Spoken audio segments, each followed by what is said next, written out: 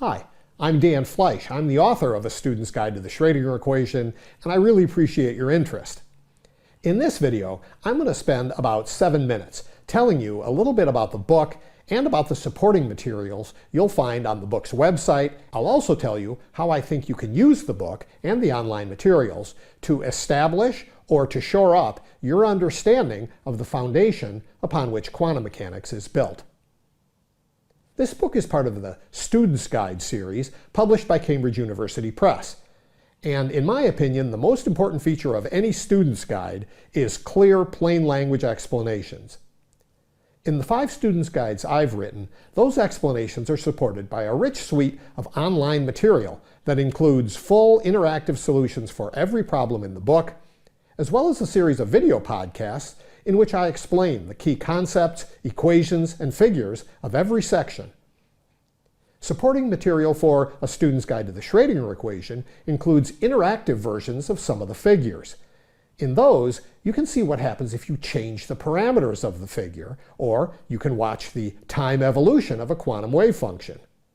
You'll also find an electronic glossary with additional explanations of key words and links to helpful websites, as well as learning goals and short quiz questions at the end of every chapter. You should note that this book is intended to be a supplemental text to the many comprehensive textbooks that are used in quantum mechanics classes and by lifelong learners. So instead of trying to cover a wide range of topics, in this book I focus on underlying concepts of the Schrödinger equation and its solutions.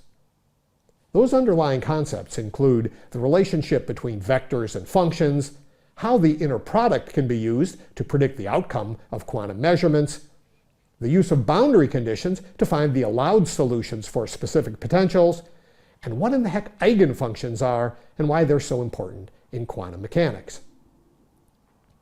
As you may know if you've looked at the book, A Student's Guide to the Schrödinger Equation has 5 chapters, and the first 2 of those chapters provide the mathematical background that's essential to understanding the Schrödinger equation and its solutions. In the first chapter, you'll find discussions of vectors, both real and abstract, as well as a review of complex numbers, Dirac notation, and what it means for functions to be orthogonal. Chapter 2 extends and applies those concepts to operators and eigenfunctions, introduces Hermitian operators and projection operators, and explains the meaning of expectation values. Since those first 2 chapters focus heavily on mathematics, and this is primarily a physics book, I've included at least one main ideas statement that looks like this, and a relevance to quantum mechanics statement that looks like this in every section of the first 2 chapters. The purpose of the main ideas sections is to allow you to quickly assess whether you're already up to speed on the topic covered in that section. And the purpose of the relevance to quantum mechanics is to help you understand the connection of that bit of mathematical background to the Schrödinger equation and its solutions. These little subsections are set off from the rest of the text in a way that should make them fairly easy for you to find. So one way to approach this book is to take a look at the main ideas statements and the relevance to quantum mechanics statements in each section of the first 2 chapters. If you find that you're already familiar with these concepts, you can confidently move ahead. But before you do that, I strongly recommend that you check your understanding by working through the chapter end problems and answering the quiz questions at the end of every chapter. Remember, if you need help with the problems, the online solutions are interactive. That means that you can ask for a hint to get you through to the next step, or you can see the full solution straight away. But whether you work through chapters 1 and 2 line by line, or just skim along and read the main ideas and relevance sections, I hope you'll find something of interest in chapter 3, where you can read about how the principle of conservation of energy can be used to justify the Schrödinger equation. But as you'll also see, there really is no rigorous way of deriving the Schrödinger equation.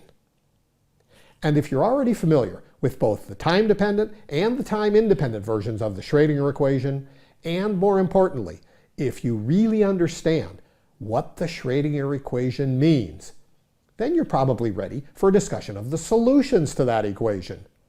Those are quantum wave functions, and you'll find a discussion of those in Chapter 4, along with a description of the Copenhagen interpretation and a detailed explanation of the Fourier transform relationship between position space and momentum space wave functions.